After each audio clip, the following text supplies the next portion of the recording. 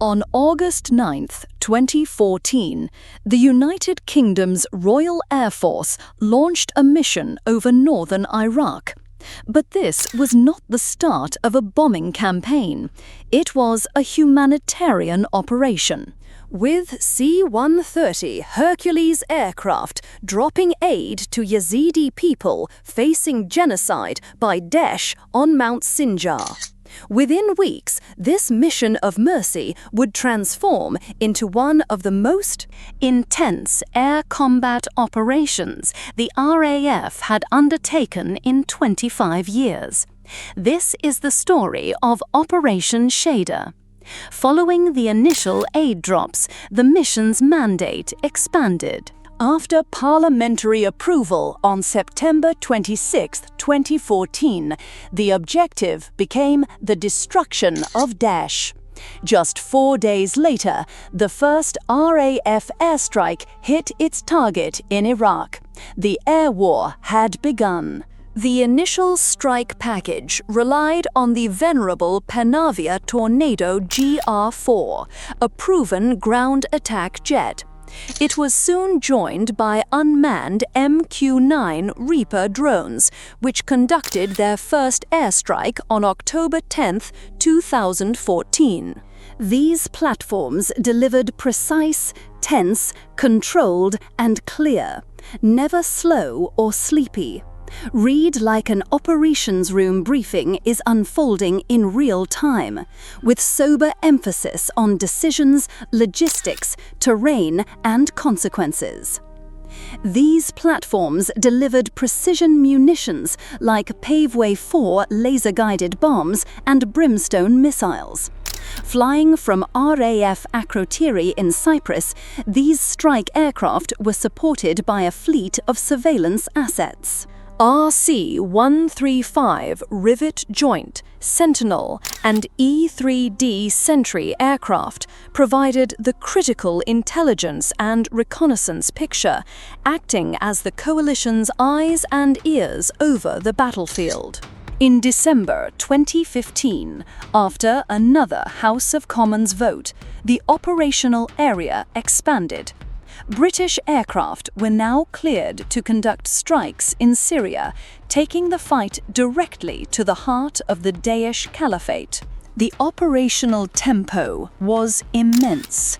By January 2019, the RAF had flown 8,400 missions and conducted over 1,700 airstrikes.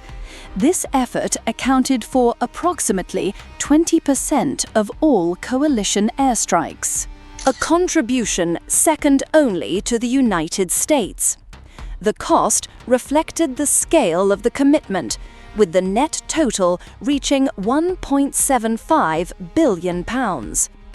As the campaign evolved, so did the hardware. The Tornado GR4 was retired, replaced by the multi-role Eurofighter Typhoon FGR4 for both surveillance and strike missions.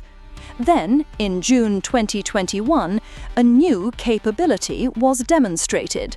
F-35B Lightning II jets, jointly operated by the RAF and Royal Navy, launched combat sorties over Syria from the deck of the aircraft carrier HMS Queen Elizabeth, signalling a new era of British carrier strike power. The air campaign had a direct impact on the ground. By December 2017, the military defeat of ISIS in Iraq was declared, followed by its complete territorial defeat in Syria by March 2019. British strikes were credited with eliminating or injuring approximately 4,315 enemy fighters by early 2019. Alongside the air war, the UK also invested in local forces, training over 120,000 Iraqi and Kurdish soldiers by 2020. Even after the fall of the Caliphate, the mission continued.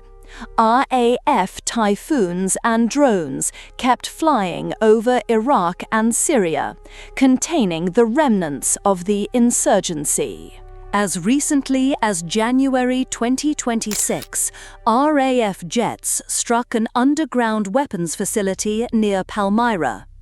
However, on September 28, 2024, the Ministry of Defense announced that British strike operations would cease over the next 12 months, marking the conclusion of the global coalition's primary military mission.